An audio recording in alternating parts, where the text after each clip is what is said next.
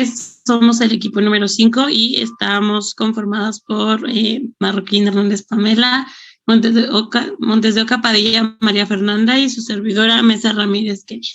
La siguiente, por favor. Bueno, para introducir el tema y para empezar a ahondar en él, vamos a hablar en primer lugar del manejo de líquidos y electrolitos del paciente quirúrgico. La siguiente, por favor. Entonces, pues tenemos principalmente la introducción, que es algo de lo que ya hemos hablado ampliamente desde que empezamos la carrera, pero aún así sigue siendo muy importante porque, bueno, en este momento vamos a empezar a integrar ese conocimiento y nos habla en primer lugar en la bibliografía de los líquidos corporales y nos dice que pues el agua constituye alrededor del 50 al 60% del peso total del cuerpo y la relación entre el peso corporal y el agua corporal total es relativamente constante para una persona y es sobre todo una indicación de la cantidad de la grasa corporal. Esto nos lleva a que los tejidos magros, como el músculo y los órganos sólidos, van a contener más agua que la grasa y el hueso. Y pues como resultado, los varones delgados jóvenes tienen una proporción mayor del peso corporal en forma de agua que las personas de edad avanzada o las obesas. Y un varón adulto joven promedio tiene 60% de su peso corporal total como agua y corporal total, en tanto que es de 50% en una mujer adulta joven promedio. Entonces, también los cálculos del agua corporal total se deben disminuir alrededor de 10 a 20% en individuos obesos y hasta 10% en desnutridos. Y pues esto es muy importante saberlo porque el agua corporal no va a ser lo mismo, bueno, va a depender también del estado nutricional del paciente. Y algo también relevante aquí es que los recién nacidos tienen un 80% de su peso corporal es agua y al año pasan a un 65%.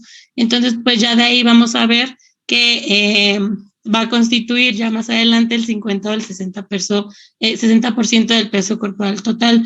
Y por otro lado, pues el ser humano está conformado por compartimentos incluso de líquidos. Y el agua corporal total se va a dividir precisamente en 3 compartimentos: el plasma, el líquido extracelular y el líquido intracelular, que es el que estamos viendo en la imagen. Y pues los líquidos extracelulares, el plasma y el líquido intersticial van a componer cerca de 1/3 del agua corporal total y el agua intracelular va a constituir los 2/3 restantes. Por otro lado, el agua extracelular va a constituir el 20% del peso total del cuerpo y está dividida entre el plasma, que va a ser el 5% del peso corporal, y el líquido intersticial, que va a ser el 15% del peso corporal. Y pues el compartimento intracelular va a constituir alrededor del 40% del peso total del cuerpo de una persona y la mayor proporción se va a encontrar en la masa de músculo estriado. Entonces, la siguiente, por favor.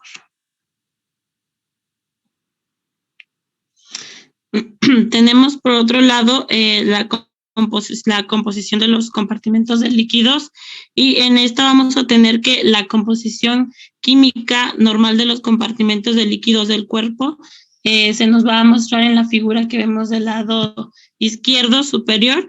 Y el compartimento del líquido extracelular va a estar equilibrado entre el catión principal, el sodio y los principales aniones, que va a ser el cloruro y el bicarbonato.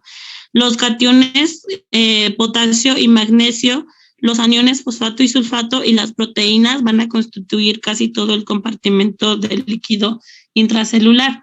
Entonces, el gradiente de concentración entre los compartimentos se va a conservar por medio de las bombas de sodio y potasio que van a ser activadas por ATP y que se van a localizar en las membranas celulares. Entonces, la composición del plasma y el líquido intersticial solo va a diferir un poco en su composición iónica. También tenemos, por otro lado, que pues la presión osmótica. va a hacer el desplazamiento del, bueno, primero les puse una imagen ahí para que entendiéramos cómo se ve o cómo luce este fenómeno, que es muy importante también para los temas que vienen. Y pues la presión de los capilares fuerza el paso del contenido del plasma por los poros hacia el espacio intersticial. Y pues la presión osmótica causada por las proteínas plasmáticas va a tender a producir el paso del líquido por osmosis desde el intersticio hacia la sangre. Y pues esta presión va a impedir la pérdida masiva de líquido desde el plasma hacia el intersticio. Entonces, pues esta presión va a provocar lo que les puse abajo, el desplazamiento del agua a través de una membrana celular va a depender sobre todo de este fenómeno, y para alcanzar el equilibrio osmótico, el agua se va a mover a través de una membrana semipermeable para igualar la concentración a ambos lados. Los principales determinantes de la osmolaridad son las concentraciones de sodio, glucosa y urea, bunitrógeno ureico, y pues esto va a ser conocido como el bunitrógeno ureico sanguíneo. También pues la osmolaridad se puede calcular y va a ser calculada mediante la fórmula que vemos aquí, y la osmolaridad del líquido intracelular y del extracelular se va a mantener entre 290 y 310 miliosmoles en cada compartimento. Por otro lado, tenemos en la parte de abajo que si la concentración de sodio en el líquido extracelular aumenta, va a haber un desplazamiento neto de agua en el espacio, del espacio intracelular al extracelular. Y por el contrario, si la concentración de sodio en el líquido extracelular disminuye, el agua se va a desplazar al interior de las células en este intento de equilibrio osmótico para pues no para que no se descompense el paciente. Luego, para fines clínicos, las ganancias y pérdidas más significativas del líquido corporal van a ser cambios directos en el compartimiento extracelular. La siguiente.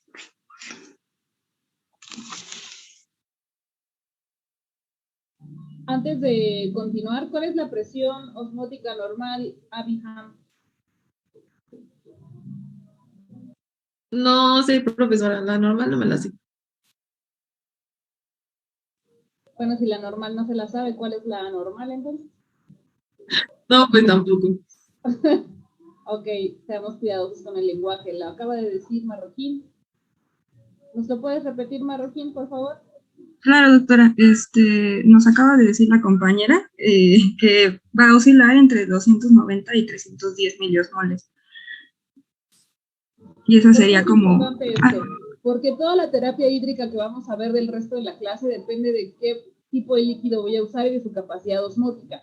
Si es hipotónica, quiere decir que tiene menor presión osmótica que la normal. Si es hipertónica, tiene mayor presión osmótica de lo normal. Si lo que nos dijo su compañera es que esta presión osmótica es lo que permite que el líquido quede intravascular y no se extravasíe, de ello depende el manejo que demos. Si usamos soluciones hipotónicas y tenemos menor presión osmótica, ¿qué crees que pase, Abby?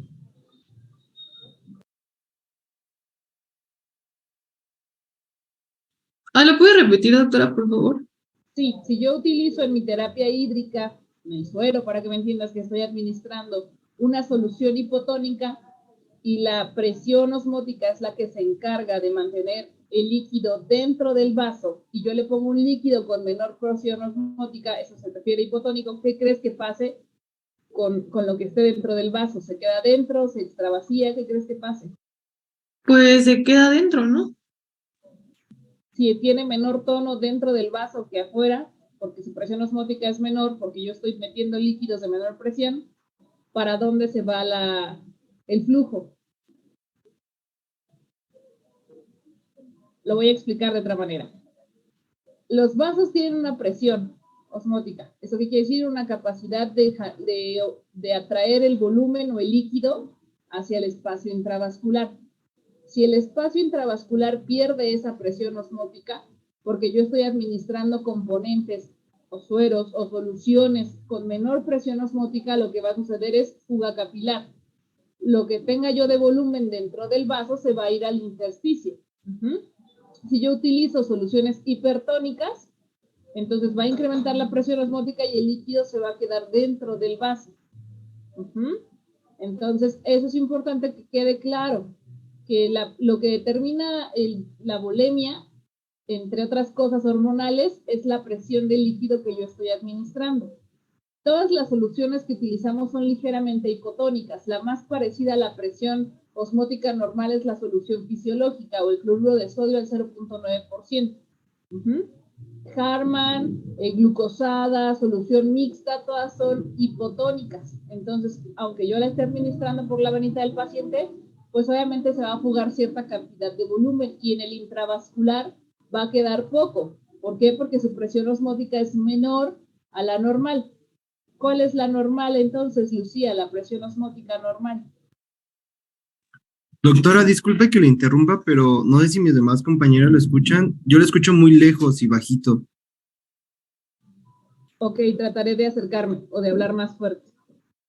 Entonces, ¿cuál es la presión osmótica normal? Ya le había preguntado a alguien, pero ya no la veo en la pantalla.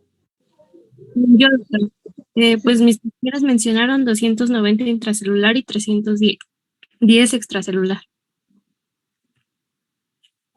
Bueno, intravascular es más menos 290 más menos 10. Eso ya cuando sean niños grandes o vayan avanzando más o estén en el internado va a servir para calcular soluciones, reposiciones de sodio, reposiciones de potasio, reposiciones de calcio, para identificar los estados hiperosmolares, la cetoacidosis, todo eso, la diabetes insípida, todo eso tiene su base en la presión osmótica. Entonces es un rango que sí o sí deben dominar. La osmolaridad de la sangre es 290 más menos 10 y depende del sodio, la glucosa y el BUN, ¿de acuerdo? De hecho, ahí nos puso su compañera la fórmula para calcularlo. No vamos a entrar en ese detalle, pero de eso depende. Podemos continuar. Ok, doctora, muchas gracias. Ay, no se cambia. Ok, bueno, ahora vamos a empezar con los cambios en los líquidos corporales. Bueno, esto lo que nos acaba de dar de introducción Kenia nos va a ayudar mucho para entender lo que vamos a ir hablando poco a poco en la clase. Entonces, seguimos con esta parte de introducción en que el intercambio normal de líquidos y electrolitos va a depender de la ingesta y de las pérdidas que vamos a tener. Para hacer como una remembranza, hay que recordar que el aporte vamos a obtenerla de los alimentos que ingerimos, o sea, alimentos sólidos. Bueno, aquí en la imagen pone una manzana, pero imaginen alimentos sólidos, y de los líquidos ingeridos, que ya sería totalmente el agua o algunos líquidos claros, ¿no? También vamos a tener el agua propiamente del catabolismo que vamos a ir, pues nosotros metabolizando, que no tenemos ni idea de ella, pero pues como somos médicos, claro que lo sabemos, que viene de la respiración celular. Entonces, estos tres fenómenos van a ser los que nos van a brindar el agua para el organismo. Bueno, aquí en una tablita, según el Schwartz, nos dice que el agua de los alimentos que ingerimos va a ser alrededor del 25% y de los líquidos que se beben 75%, para que por lo menos se haga un promedio de 2,000 mililitros de ingesta diaria que tiene una persona normal. Ahora, hablando de las pérdidas, vamos a tener varios factores que nos van a dar las pérdidas. Por ejemplo, tenemos las pérdidas insensibles, que de seguro les va a sonar cuando veíamos esto en fisio, que era las pérdidas que van a ser a través de la difusión de piel y del vapor del agua durante la expiración. Bueno, Schwartz así lo comentaba y también como vi que este tema es como muy de fisiología, pues me fui un poquito al Hayton y también nos dice que hay que hacer cuidadosamente la diferencia entre la difusión de agua que sale de la piel, que se va a dar a través del estrato córneo, que nos permite esta difusión tan cuidadosa que vamos a tener, y el sudor, porque el sudor se da a través de las glándulas, sudoríparas. Entonces, por eso hay que tener cuidado y que esa pérdida insensible no va a ser lo mismo de sudor a la difusión que se da en la piel.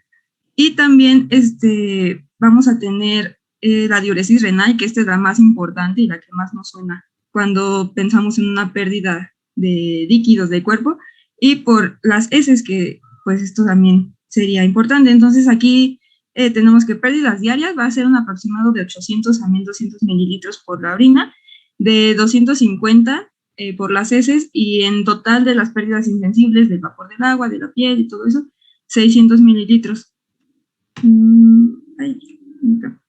Ok, aquí es otra tabla que nos ponía el Schwartz, que pues va desglosando muchísimo más cada mililitro que se va dando en las pérdidas, y bueno, es como un resumen de lo que acabo de mencionar. Ahora, la clasificación de los líquidos, de los cambios de los líquidos corporales. Estos se van a clasificar en el volumen, en la concentración y en la composición.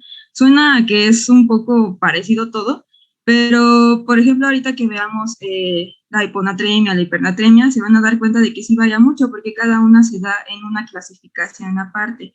Entonces, bueno, esto va a reflejarnos la ganancia o pérdida isotónica de solución salina, que va a producir unos cambios del volumen extracelular.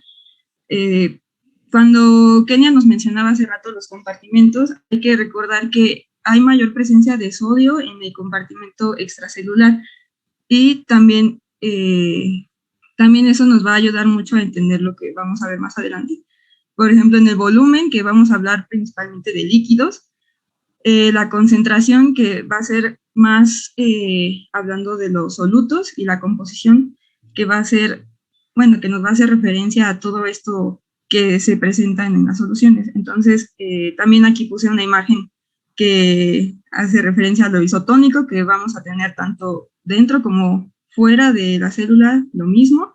Hipertónico cuando, bueno, yo creo que esta imagen les recuerda mucho a Fisio 1 y a Bioca y todo eso, porque hasta se ve el eritrocito todo como colapsado, de que se sale el líquido de ahí porque hay más solución afuera, y recordemos que el agua es muy de a donde hay más soluto se va a ir. Entonces, si hay más soluto afuera, pues se va a ir hacia afuera, por eso es hipertónico. Y pues hipotónico porque el agua que está fuera va a estar más, como más baja en el soluto. Entonces, el agua va a decir, aquí no tengo tanto soluto, mejor me voy al eritrocito, que tiene muchísimo más electrones, y puede como que me atrae más, ¿no? Entonces, por eso los eritrocitos en una solución hipotónica se hinchan.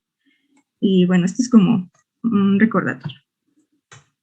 Ahora, las alteraciones en el equilibrio de los líquidos, pues la más común en cirugía, por ejemplo, que es lo que más ahorita nos compete, es este déficit de volumen extracelular. Esto se va a clasificar en agudos y en crónicos, y cada uno va a tener su sintomatología. Por ejemplo, en los agudos, que van a ser principalmente como signos cardiovasculares y del sistema nervioso central, y también los crónicos, que ya van a ser síntomas más acentuados, como signos ísticos, que van a ser la disminución de la turgencia de la piel, el hundimiento de los ojos, además de estos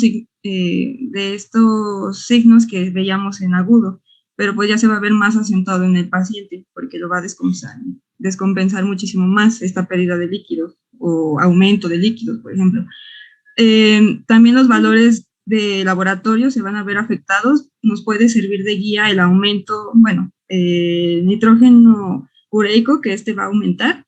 También la osmolaridad, que va a ser superior a la sérica, por ejemplo, el sodio mayor a 20 miliequivalentes por litro. Y las causas de esto puede ser podría sonar muy básico, pero es la pérdida de líquidos gastrointestinales, la aspiración nasogástrica, el vómito, la diarrea, y también fístulas enterocutáneas, las que nos pueden causar esta pérdida.